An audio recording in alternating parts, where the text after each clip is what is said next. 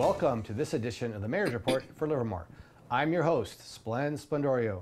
Joining me today is Mayor John Marchand from the beautiful city of Livermore. Welcome, John. Always a pleasure to be here, Splend. How you doing? I'm doing great, John. Good, good. I know you've got some hot topics to start the show with. Always. So more fun stuff. Livermore really is a food, wine, and drink destination.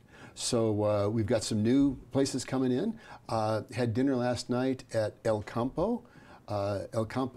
So it's capital L, Campo. It's not E-L, but it's El Campo.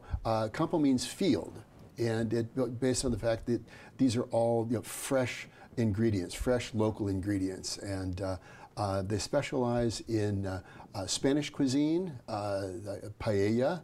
They had a chicken paella, the seafood paella with the mussels and the clams and the like, and then they had a vegetarian with mushrooms. Fabulous. It was excellent. They with really interesting drinks. I think probably the most fascinating one is a big thing right now is smoked drinks, where they I've seen at Honeycomb, they have this little smoking cabinet, and you put the drink in there and you put the smoke in. And it's kind of fun stuff. But this is probably the most interesting drink I've ever seen. It's sort of an egg-shaped glass, and they smoke the drink, and there's a bubble that forms on top. Maybe I don't get out much, but they have this. I've never seen this, but there's a bubble that forms over the drink, and then they bring it to your table, and then when you bring it to your lips, the bubble pops, and then the smoke comes out. But it's just, I've never seen anything like that before. You thought you were on a Food Network show, weren't you? Really interesting stuff. And they've got Besa de Sandia, which of course, it's not named for Sandia, the local laboratory. It's named for the Sandia Mountains, which at sunset, the color of the sunset looks like a watermelon. Hence the Sandia Mountains, and that's why they named Sandia the laboratory, is because of the Sandia Mountains. More than you ever wanted to know. But that's kind of what I do. Anyway, it's a hot new place. Great. They had we had an almond orange cake for dessert, which was fabulous. They also have churros and the like. So fun place. But that's right there on First Street, just down from the olive oil place. Right. Great place. Also opening is Del Cielo. They had soft openings, so their grand opening is coming up. But it's Del Cielo is where Shadow Puppet was, right next to on Arroyo Vista. Shadow Puppet was one of those great local breweries. Bryant decided that he was going to semi-retire. He was going to get out of the brewery business. And Del Cielo has been around in Martinez for a number of years. And Lewis and Cielo Mar have come to Livermore, and they've opened up great brewery. They have many more food offerings than Shadow Puppet, but they've got everything from Coqueta, which is a blonde ale, to Smooth Ride, which is a stout. And then they have burgers and salads and tacos. And it's a great place. You always loved going to Shadow Puppet. I know you always liked it. Yeah, and I talked to Craig, and the Contortion was my favorite brew there. It was a nitro milk stout, and I've been assured that they're going to keep that on the menu just for me. All right, great. Thanks, John. So a couple of fun places, but El Campo but capital L Campo, and the Cielo, Del Cielo. All right, great. Good. John, recently Fire Chief Joe Testa retired, and let's talk a little bit about Chief Testa and some of the accomplishments while he was leading the Livermore Pleasanton Fire Department. Well, as you know, we have a combined Livermore Pleasanton Fire Department, and he was with the LPFD for 29 years, and he was probably the first person that started there. And he started as a paramedic firefighter, but he started his career there in 29 years. So that was during that time that we merged. So he's probably the first person to have started with LPFD and retired. So he had went all through the ranks, was firefighter, paramedic, engineer, captain, battalion chief, deputy chief, and finally is going out retiring as chief.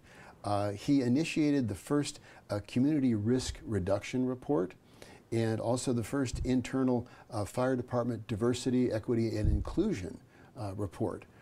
So he's left a lasting impact on the department. He's also got he's got a passion for travel and sailing. So his goal is to, once he's retired, is spend more time seeing the world and getting out there and sailing the world. So his big aspirations, but he's been a tremendous service to our community. The interim chief is Aaron Lacey, and he's been with the department for 22 years, and he's been with the LPFD for the last 20 years. So he's risen through the LPFD ranks as well, brings a broad background of operations, administration, and technical expertise as well. He's led several federal and state deployments throughout the USA and through California when we've had wildfire and natural disasters. And part of the fire department is mutual aid and mutual response. So he's been all over the state and the country providing that assistance as well. During Hurricane Katrina, we had a notable presence in New Orleans. He's a local resident of the Tri-Valley. He's got 3 kids, and look forward to great things from Interim Chief Lacey. Right. So since he's been there for 20 years, then no transition issues. No, he knows the department. He knows the culture, and that's something that's extraordinarily important. Is that brotherhood of the fire department. Now, as you well know, my wife's family is 5 generations fire service, so we understand how important that culture and that brotherhood are. Yep, very strong bonds. John, recently the city awarded grants for essential services. Tell us a little bit, tell our viewers a little bit about what essential services are supported by these grants. Well, these are funded through the Housing and Human Services Commission, which does very important work. We get applications for grants that exceed by multiples the needs that they have. These are deposit and rental assistance grants, for example, through Tri-Valley Haven. When people, we have found that it's much more efficient and much more cost-effective it's to keep people in their homes rather than if they get evicted and then have to find a way back. Because first and last month's rent and deposit, that can be $10,000. Right. A lot of money. So if you can keep people in their homes, it's much more cost-effective. So we have rental and deposit assistance with Tri-Valley Haven, with Abode Services. The Mercy Retirement and Care Center provides fresh groceries for seniors. There's food delivery services, as you know, the Meal on Wheels through Spectrum Community Services. Open Heart Kitchen, of course, they provide meals as well.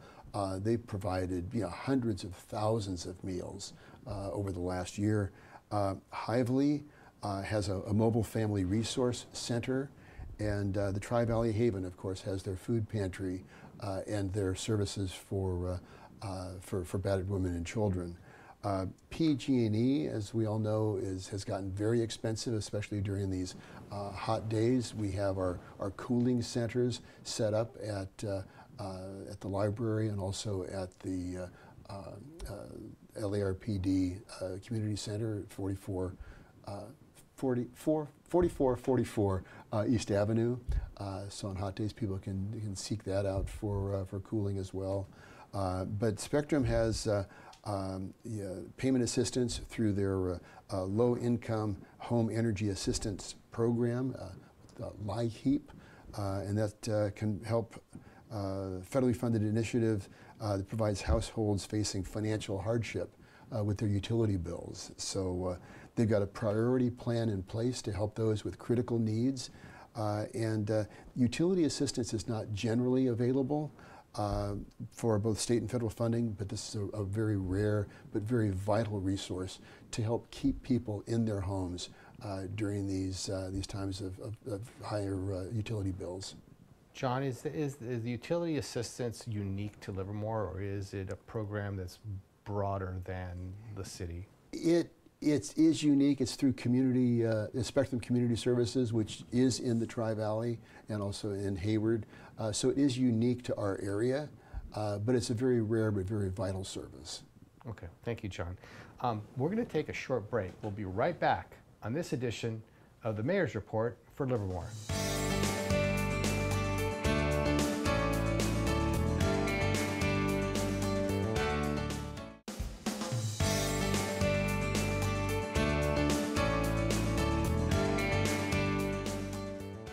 Welcome back to this edition of the Mayor's Report for Livermore. We are here talking with Mayor John Marchand, of course, from Livermore. Welcome back, John. Good to be back. All right, this is exciting. Last month, the Springtown open space construction finally started. Give our viewers a preview. What's the progress? When can we expect to see it? And more importantly, what's the programming for? What are we going to see there? Well, there's going to be a lot of stuff. And of course, this was the old Springtown golf course. It was a 9-hole course that was one of these things that was like grandfathered in. It was losing $500,000 a year, and it was limited access because there were like, I believe 50% of the play was 80 people.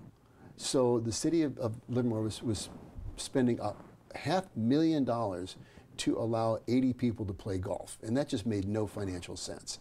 We reached out to the community, and there was a master plan that was driven by LARPD, because LARPD, they're the ones that are responsible for most of the parks, and so they drove the master plan, and the idea was, how do we create this open space that's more accessible to everybody? The golf course was just limited to a very few people, but we want something that's going to be able to attract everybody. So there was a master plan in place, and as funding is coming in, we're starting to build on this master plan. So we actually started construction on August 15th.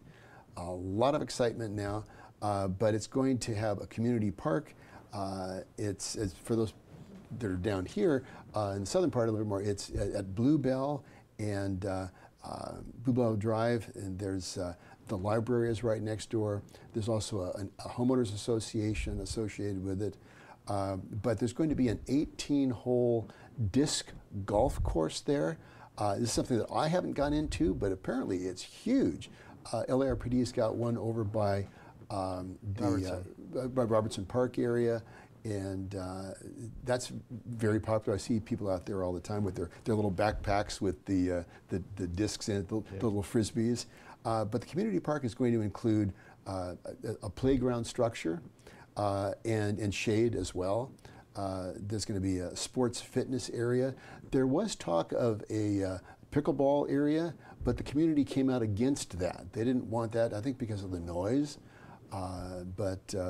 So that was part of it. There's going to be a shaded picnic area with electrical outlets so people can bring in their warming trays and the like. There's going to be a community garden, which is something that we've heard for a long time, that people wanted to be able to work out in a community garden space. I know that Pleasanton, actually my son was part of this community garden in Pleasanton, but having this gardening space where people can grow food, I know that's something that's very important for Vice Mayor Branning. He wants this edible landscape concept. Trees and eco lawn, pedestrian and bicycle paths, public restroom, which is important for parks, and parking areas, and traffic calming on Bluebell. This is something that people have also wanted to do. I remember when we had the duck pond out there, which the duck pond had no natural water tributary. There's no natural water source for it. It was all artificial. So there was no flushing action, and had a lot of ducks out there. So the ducks occasionally would wander into the street and block traffic. So that traffic hazard is not there anymore. By the way, all the ducks and the turtles ended up in sanctuaries they weren't. They all found homes, so that's a good thing. But traffic calming, that's going to be Bluebell, and then it's going to be a designated path is going to provide the connections to the beginning and the end of that new 18-hole disc golf area. But meanwhile, we're opening up that whole area so that more people can enjoy it. Great. That's great. No, it's great to hear. Family after so many years, as it closed. The Springtown Golf Course closed 10, 15 years ago, maybe something like probably that. 10 years ago. Yeah, Probably 10 years ago. All right, John. Let's talk a little. That's exciting, but let's talk about something else also very important to your community and exciting. And that's Tri-Valley Reach. And tell our viewers a little bit, what is Tri-Valley Reach first? Well, Tri-Valley Reach is a nonprofit organization dedicated to empowering adults that have intellectual and developmental disabilities. So we want to have an inclusionary community for everybody. Their mission is to create inclusive communities where individuals can live independently and feel supported and thrive within our community. At the heart of their work is the belief that everyone deserves access to safe, affordable housing and meaningful opportunities to connect, contribute, and grow in our community. So to bring that vision to life, Tri-Valley Reach owns and manages homes here in Livermore and Pleasanton, which provide reduced rents to adults with disabilities who are clients of the regional center. So these opportunities are made through strategic partnerships, including financing from Fremont Bank and deferred loans from the city, supported by a mix of local, state, and federal funding sources.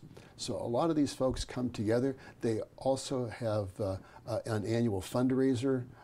It's a wonderful dinner that brings people together and to support this common mission for inclusionary housing and expanding their affordable and community integrated living. They have partnerships with organizations like Special Olympics, East Bay Innovations, and the Pleasanton Adult and Career Center to expand vocational training and life skills or employment opportunities. And John, to remind our viewers that these are single-family residences for large part, and they are dedicated for these individuals to live together, you may not know that they're right next door to you, but they're part of our community. And well, it's about integrating everyone in our community so that they have a safe, affordable place where they can thrive. They can live within our communities and thrive. And I think that's the most important. All right, thank you, John. Sure. Let's talk about what mental health services are available to residents in Livermore. I mean, it's tough to talk about, but people sometimes are struggling, and there's a lot of services available in Livermore. So let's talk about what is available. Well, there are significant services, and of course, this is something that's very important in our community, but it's difficult for a lot of people to talk about. But these services that are available are in fact confidential. There's this stigma that's attached that some people have that you don't want to talk about this, but it's important that we need to talk about this. So one of the things that we have, we've got services that are designed to be inclusive and affordable with options that are available at every income level. So we have the Horizons Family Counseling Center, and that's operated by the Livermore Police Department. Now that specializes in youth and family counseling. They offer individual and family therapy, school-based counseling and parenting classes, and juvenile diversion programs. We have licensed therapists and counselors focused on early intervention and resilience building. And Horizons can be reached by phone at 925-371-4747, and that's the Horizons Counseling Center. NAMI, the National Alliance for Mental Illness, offers peer-led support groups. NAMI has their local branch They can be contacted by phone at 925-344-4480. And they have educational programs for family to family and also community events to support individuals with mental illness and also their families.